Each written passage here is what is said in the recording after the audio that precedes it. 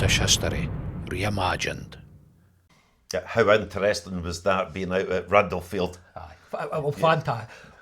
Once again, as you said earlier on, you can only get that perspective by walking the ground and seeing what is out there, what they had to contend with. Absolutely, and the space between the stones. Yeah, absolutely. That's quite illuminating. It's just a theory. Yeah. It's purely speculation, but that could easily be the width of a sheltrum. Yeah. And if you imagine that 1,500 men, 10 men deep. They haven't been put there for no reason.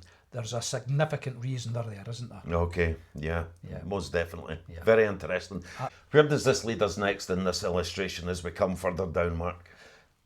Interestingly, as we come further down, if you look at the bottom of the illustration, there's a clear depiction here of the Bannockburn coming out of the gorge and opening up onto the flat karstlands.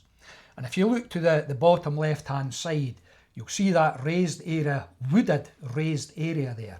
Now, is that Balquidderock Wood? When you go out to walk the field, it looks strikingly similar to the gorge opening on the Carse and Balquidderock Wood on your left. So there is no doubt that we're looking on the lower half of this at the second day of the battle, in my opinion. Which places them in the Carse of Balquidderock. That's right. That they've come through, or it certainly looks like they've come through Balquidderock Wood. Yes. They've come down onto the open plain. Yes. And as you say, the Bannockburn Valley and Gorge fills out there, and you can see the Bannockburn flow in the bottom right. Now, I don't think the accuracy like this could have been done just from descriptions that Walter Bauer or his associates had. I believe they must have visited the site. He's been out there, hasn't he? Absolutely, he's been out there. He's walked the ground as we are doing to be able to get this level of detail. An illustration obviously takes on the style of the time, but to me that's a clear indication of the Bannockburn, the Carseland and the Balquidderock Wood there. So when we look at the detail within that Carse area, we see some of the brutality taking place in the fighting. The knight with the lance taking the cavalry rider off his horse, and directly below him, the knight finishing the fallen soldier there. So what we know for definite is that the Scots have taken the fight to the English on the open plain. The chronicles are very clear about that. Yes. They surprised the English at the crack of dawn. They've come down there. The English haven't been ready. They've not been fully prepared. They tell us that in the chronicles, that there was a mad rush of cavalry before the rest, and of course Gloucester was slain because he didn't have support around him there. So he was taken out relatively early in the battle. But that's what the chroniclers tell us. It was very early in the morning, wasn't it? Some of them were actually up. It's extremely early in the morning, yes. But we know they were having arguments up in the knoll where King Edward was camped. Yeah. Gloucester was arguing with him because he wanted the troops rested. That's right. But during this time, and we have to remember that Balquidderock Woods, if you look at the old maps from General Roy, in comparison to the first OS 1860 maps, Balquidderock Wood went right down to the kink in the Carse. Yeah. So Bruce and his army would have been protected visually from the backdrop of those woods. Yes. And while these arguments have been taking place, they have silently converged at the bottom of the plain, and they've made their way right up to the English camp lines. And it says they mounted in great alarm, didn't it? That's right. You're right that the terrain back then would definitely have been more wooded and allowed the Scots to get up very close to that English camp before they were aware that we were there. And if you look at Robert Baston's poem, he says the Scots were there in full force. Surprise, surprise. There is no doubt about it that they took the English by surprise. Absolutely. And this may be Balquidderock Woods, but it can also be part of the Pelstream Woods. Yes, because possibly. Moray has come down through the Pelstream Woods. Yes. Bruce we know is in the centre. Yeah. Douglas is on the right, so he's had to come down through the Bannockburn Gorge onto the open plain, and then the the left and the right have gone ahead of the centre. Yes. And Bruce has been in the centre. Yeah. But they've mounted in great alarm, which means that the impetus has been taken out the English cavalry charge. Absolutely. And this is Bruce's masterstroke. Because if they have 100 yards to get up momentum and speed, it is complete and utter carnage, isn't it? It was John Barber that said the English were constrained on a narrow field. They did not have room to operate, being stuck between the Pell Stream and the Bannockburn. And with such a mass body of men, it was difficult for them to form up. Difficult for the cavalry to get a head of steam up to attack the Scots who were right on top of them. So what they haven't seen, Bruce has operated from a bottleneck in day one at Milton Fort, Yeah. and very similarly, in a much larger scale with his entire force, Yeah. that he's created a bottleneck Yeah. between the Pell Stream and the Bannockburn. Yeah. Now, the Scots are seen advancing by King Edward Yeah. from the knoll. That's right. And he actually believes at one point that they have knelt to pray, that they've knelt and surrendered, but that wasn't the case, was it? And he's with the Scots knight, Umfraville. That's right. And he declared in his own astonishment, will yon Scots fight? That's right. And of course, you have monks, you have clergy there. The Scots going onto their knees looks like they're praying. But something remarkable happens. Yeah. They get up, they move forward, and they kneel again. Yeah. Are they praying twice? They've set their pikes, haven't they? That's what They're they've done. ready for the confrontation. They've closed the ground. Yeah. So they may well have stolen as much as 40 yards between first kneeling to set the butt of the pikes into the ground. Yeah. 40 yards is a lot when you're taking the power out of a mass cavalry charge. But it wasn't a mass cavalry charge because they weren't ready. That's right. They've mounted in great alarm. We know through Le Baker, Geoffrey of Swinburne, and from a couple of other chronicles, that they were sodden with wine. That they were crying, drink hail and wassail to the early hours of the morning. So in their arrogance, in their pompous pride, Yes. we know a lot of alcohol was consumed in English camp that night. They did not expect a Scots attack, did they? Absolutely. And that was the genius of Bruce, wasn't it? As you highlighted, on the first day he's got them in a bottleneck, on the second day he's got them in a bottleneck, and in addition to that, he's done something that Wallace was unable to do at the Battle of Falkirk. He has trained those Shiltrins to be mobile, to be able to advance. He has set those pikes and he's basically said to the English, bring it on. But realising he's caught them by surprise, he's got up and advanced again, as you say, cutting off that ground. And he really, right from the beginning, through the genius of his tactics, has put them under huge pressure, hasn't he? And one thing that's abundantly clear, apart from the depiction of Bruce on his horse taking out Henry de Bohun in day one, all the Scots are on foot, aren't they? Absolutely. Not a single Scots in this illustration, apart from Bruce, as you say, on cavalry horse. And the chronicles tell us that the Scots, having abandoned their horses, Yes, and that Bruce forbade anyone to mount up a horse, absolutely. it's abundantly clear that they fought on foot. Including himself on day 2 of the battle. Including himself. One particular character that we have not mentioned yet, who is mounted, who is on a horse, is what I take to be King Edward II. If you look at the illustration there, he's obviously dressed in nobility type clothing. And you pointed out something interesting about the depiction of him on his horse. He is turning his horse around. Yeah. He's also not in armour, as you mentioned. Yeah. He has what looks like a night hat on, or some kind of day hat, or something like that. But we know that, not through his own volition, Edward Plantagenet was fighting furiously. Yeah.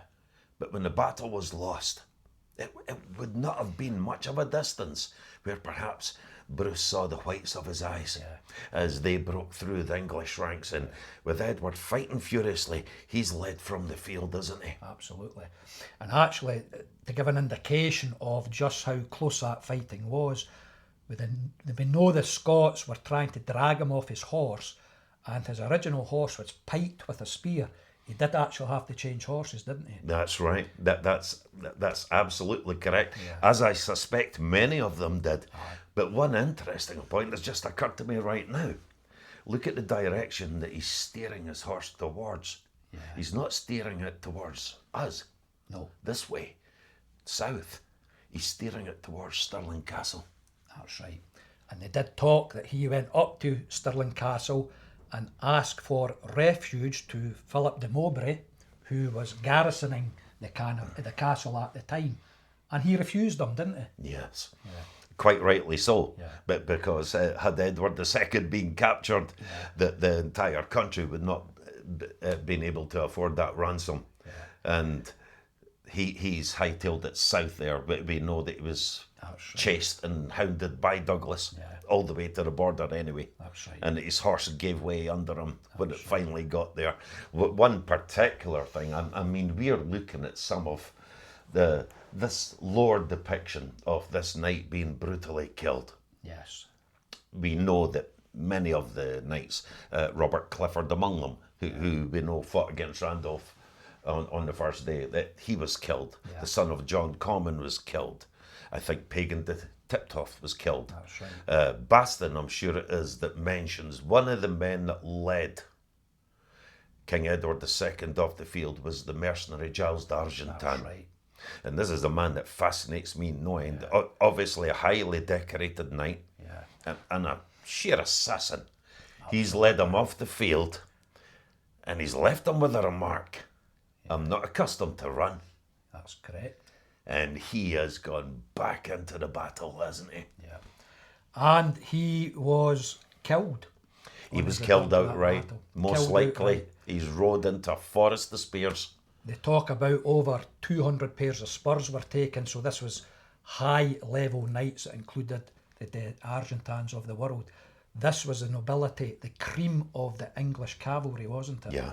Absolutely destroyed. Men, Bannockburn. we often don't think so much. We think about people that are killed, but when you look at someone like, say, King Edward, to lose a good man is one thing. A good man he may be a good man in terms of being a warrior, his martial skills. He may be a good man as in being a brilliant tactician, a great advisor. To lose a good man is losing part of your effectiveness as an army. To lose them in hundreds, Devastating. it's not just a battle lost. And the cost alone, I mean, the cost to train and kit out a knight, a cavalry horse, equivalent today would be well into the hundreds of thousands, wouldn't it? Absolutely. I've got no doubt that some of these knights would have been ready. But it's obvious that a large part of them were not ready. Absolutely. As you mentioned, Edward does not look like he's in armour. He was led off the field by one of his knights, who before was King Edward I, Lieutenant in Scotland, Amar de Valence. And his biographer, J.P.S. Phillips, which is a highly recommended book to read, mentions that he possibly left the battlefield in his bare feet. Aye. So he's totally unprepared. They have just been getting up in the morning, or some have still been out of it, fast asleep, and the Scots front line is already there. The genius of Bannockburn, Robert the Bruce. And if you look at the illustration, just to get some detail of that second day, as you've pointed out, we see the knight with his spear taking the cavalry knight off his horse there, and the brutality of it, very effective to have those schiltrons against the cavalry. The brutal slaying of the fallen soldier just below there. As you say, there was little or no chivalry in the heat of battle. And if you look at the body of men, just on the left-hand side there, just above Balquhidder Rockwood area, it's quite interesting to look at that. We see one of the knights drawing his sword, and next to him, interestingly, we see a chap, which to me, it looks like he's got some kind of instrument there. Now, During the battle, it would have been marshalled by the constables and the captains. Communication is required, so there would be clarions and bugles signalling the march forward, signalling wheeling round of the flanks, etc., etc. It's difficult to see what this chap might be playing. It certainly, to me, doesn't look like a weapon he's got, but it's just an interesting point that he does seem to have some kind of instrumentation there. It's like some type of bagpipe, but absolutely, the chroniclers are able to tell who's who from the standards. Yes. And it's why we know Douglas was on Bruce's right. Yeah. And why Bruce was in the centre and why Randolph was on the left. We know this through, that's what standards were for people to gather round and to know where you were in the battlefield. And as you say, communication would have been through bagpipes, through horns, certainly not in the way there. Yeah. But because it was all about the essence of surprise. That's right. But should the battle tide turn in any particular way, Absolutely. but it must have been terrifying once they were there and they were in that fight, and whether you heard the instruments or not, Yes. the confusion that must have reigned over that battlefield, and then that first initial charge is. And we spoke about losing good men. A good war horse back then could cost the equivalent £200. Yes. Armand de Valence paid for one horse. Yes. He had a string of about 14 horses. That's a very rich man. Yeah. So the quality of horses, the chroniclers speak about the screams of the great destriers Yes. and how those horses were put to death and littered the battlefield and the knights pulled down off them. But sometimes really don't think of how vivid a picture that could be in our minds. Oh, the absolute brutal scenes. Wounded horses, panicking, flying in all directions, screaming men. Yeah, it's hard for us to comprehend the horrificness of that battle, isn't it? And by medieval standards, I mean, the last time the Scots faced England in an open battle was 16 years earlier at the Battle of Falkirk, where we were absolutely annihilated. Why would they expect Any different? Bruce to take the fight to them? And an interesting point you mentioned earlier on, which we see in the illustration, when you talk about the clarions, the bugles, the bagpipes, we see a number of pennants on top of spears here, the standards. Back in the day, that was important, because if your standard went down, your men were watching for that all the time to see where the centre of your group were. If that standard went down, it was taken as an indication that you had fallen. And that would often lead to panic and retreat, wouldn't it? Absolutely. A standard bearer was, apart from being a very privileged and honoured job, it was a very crucial job to have.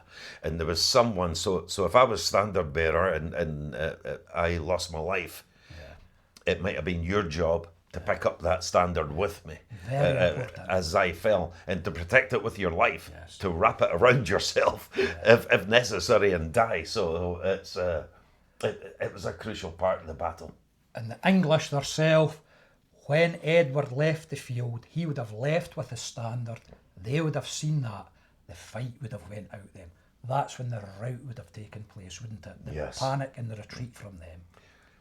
What's also very interesting about Bauer's illustration, the more we delve into this, actually, the more detailed and interesting it becomes, is from either side, and particularly on the English side, there's no sign of any archers. That's correct. Now, we know the cavalry were in front of the archers. They learned from Bannockburn to position the archers to the sides, but not on this occasion. The cavalry had first go at the Scots the next day. This is what they expected.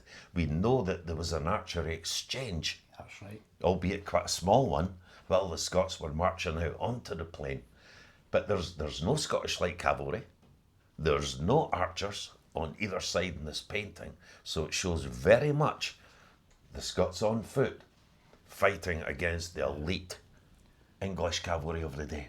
As you say, the absence of archers there tells a story in itself. It does. Yeah. It does. Shall we go out to the gorge area and walk out into the carse to see what Bauer is illustrating here? We must do that. Can't wait. Aye, absolutely. Let's do that then.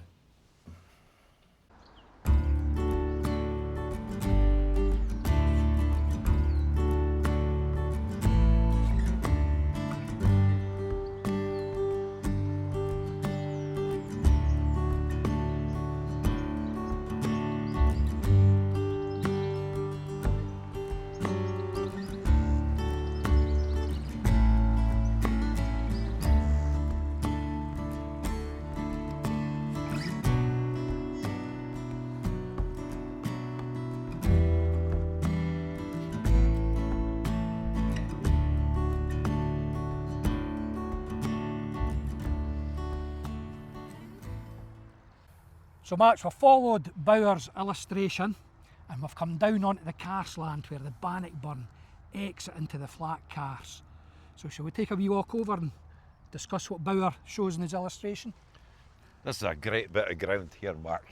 Every time I walk onto the carse, and I've got the Bannockburn on my right hand side, which was of course the Scottish right wing, we're directly in front of the English camp. Now that's the area on the wooded knoll, the old Paul Mace pit. That's where Edward would have camped. That's where his centre would be, isn't it? What you would see directly in front of you here, apart from a skirmish line of archers to protect everyone, are this mass, 2,000 to 3,000 of heavy cavalry under squires. They would occupy this foreground right in front of you here. And what a massive camp. The camp is stretched right round to the left and to the right of the knoll. Of course, the far trees over there that we can see coming off the knoll, these are modern. They've been there for something like 20 odd years. Yep.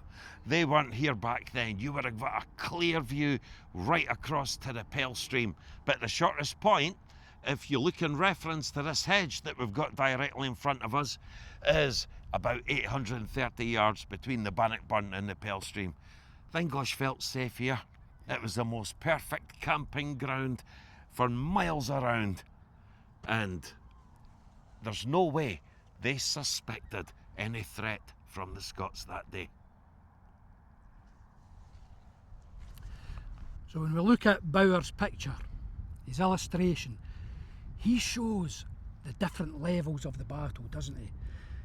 He shows the castle at the top, which was the focus, effectively, of the battle, the relief of the castle.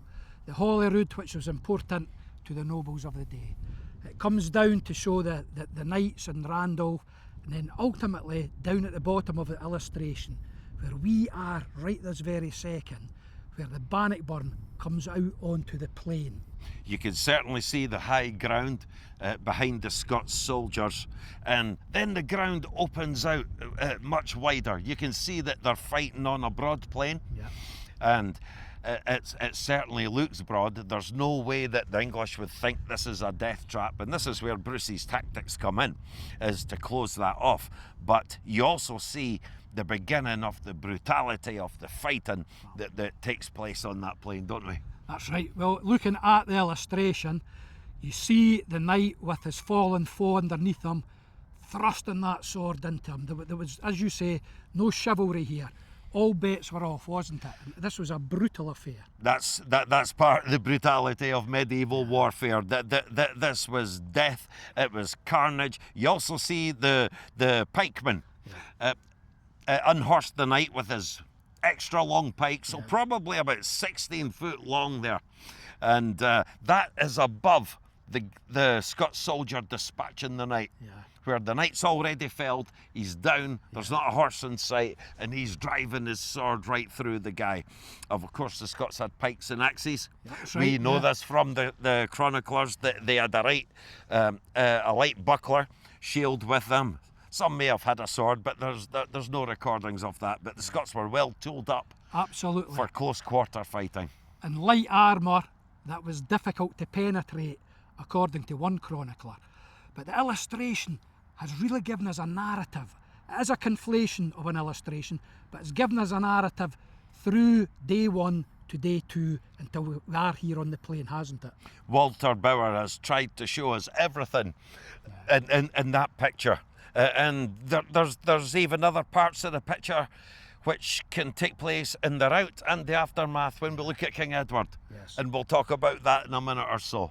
But this is where it happened. There's no doubt about it. Walter Bauer has been here. Yes. And he's related this to his artist, or he's drawn it up himself. We don't know. But you get a real sense of the battle once you come down here to the carse of Balquhidder.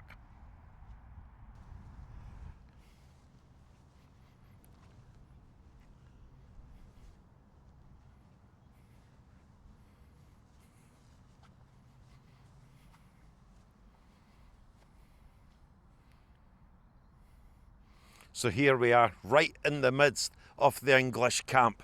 And there's one part of Walter Bower's painting, part of his illustration, that is really intriguing, and it caught my eye the first time I saw it, and I thought, could it be so? So we're bang in the heart of the English camp.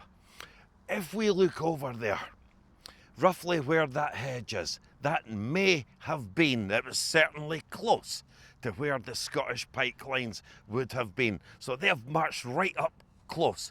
1 yard is 3 feet. It could have been as close as 5 yards, 15 feet. It might have been more, but not much more, because the whole thing is that he takes the impetus out of the power of the heavy cavalry charge. We reckon that if the heavy cavalry get around 100 yards of charge, they can build up to roughly a maximum speed of 20 miles an hour. Bruce wants to greatly reduce that, hence his pikemen get as close as possible to the English camp. Now, once Bruce breaks through, the centre is roughly over where this pylon is. And Bruce breaks through and he comes up over the pond area. You can't see the pond from here. It is just beyond that rough bit of ground where that person's standing in the background. Bruce either goes around this or he goes through it. But King Edward is up here on the knoll, fighting furiously.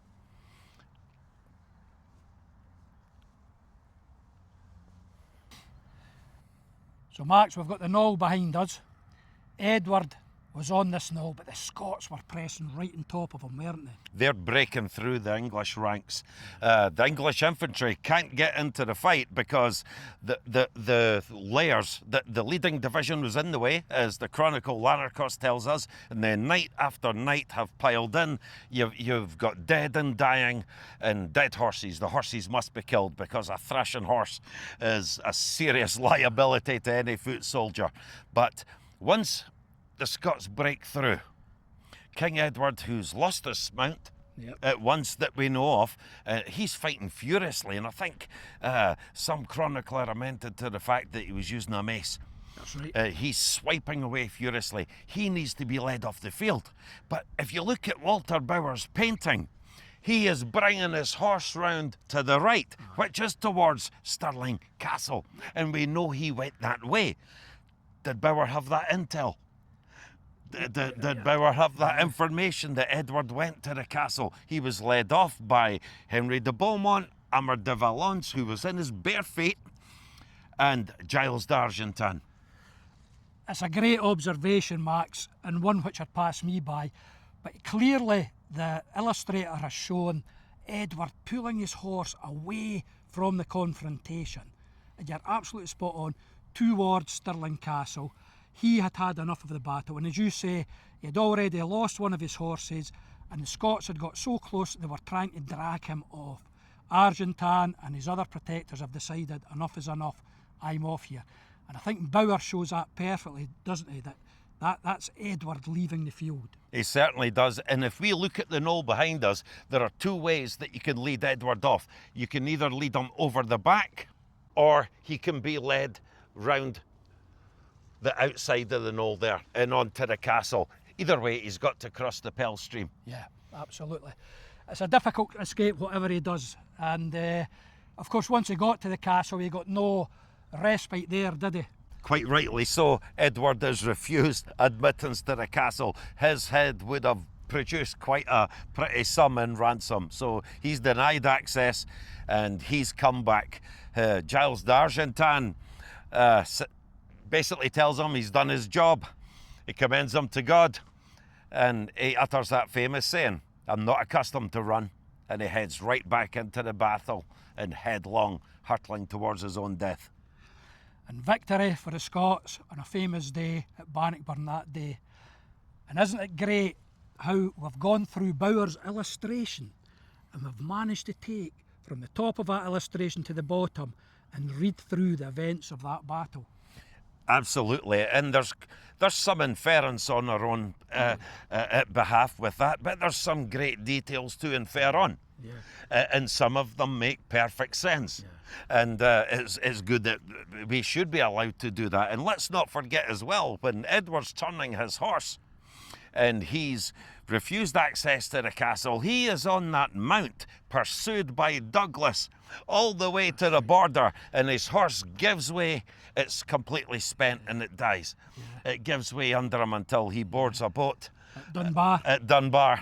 and he makes his way south. That was not an easy getaway with Douglas hot on his heels. Absolutely relentless pursuit of Edward until he was out of the country, effectively. And they probably had a few standoffs. Yep. Edward would have had a healthy retinue. Oh, yes. Most of the mounted knights would have followed the king, but you'd have had pockets of soldiers. Probably the archers were quite difficult to deal with until their arrows were spent. But once the rout took place, that was it. Walter Bauer doesn't show any of the rout. He just shows the carnage of the death. But at this point, the battle is lost, and the Scots have won the day. And looking at it generally, because it was written the illustration was done in the 1440s, it's much closer to that time than we are today. But we can take from the illustration the dress sense, the armour, the armoury that they were using, the pennants that they were displaying.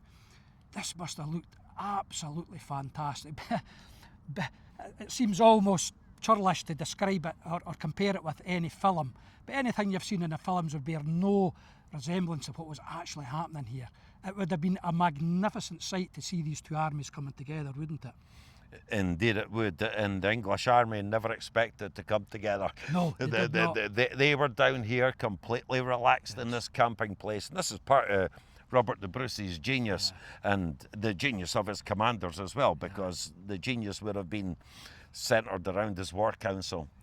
He had great soldiers, he had great commanders, he had a brilliant team, and I think the arrogance of the English was part of their downfall, which the English chronicles allude to, that they were drunk and vomiting up their wine. Certainly not all of them, but enough of them to make that statement that they were crying, "Drink hail and wassail." And why should they be afraid? Any time they met the Scots in mass battle, they've completely demolished them. Their reputation as the best army in Christendom is always intact. Which puts into perspective Bruce's victory here there. He really was, as you say, the genius of Bannockburn, wasn't he? I would love to have been privy to the stories told between 1314 and Walter Bauer's illustration. He's obviously collected many stories and putting together the Scottish Chronicon, but it's many stories that are lost now, but we've walked a fair part of the ground today, which is the best part. We've got a good visual image in our minds of what may have happened and how it may have unfolded, but this is a sacred area, and at the end of the day we do this to do our part for preserving the battlefield. Absolutely. Nothing's more important than that. So thank you to Walter Bauer for taking the time all those many years ago for doing your illustration, which we've had great fun following through from beginning to end as we are here on the carse today. It's been a fantastic experience. If you've enjoyed what we've done today, tune in with Max at Robert the Bruce, Genius of Bannockburn. Like and subscribe if you want to share his stories, and likewise myself at the Spirit of Scotland 1314. It's been a pleasure doing this for you, and I hope you'll come back for more. So until then, bye for now. Keep walking in the footsteps, folks.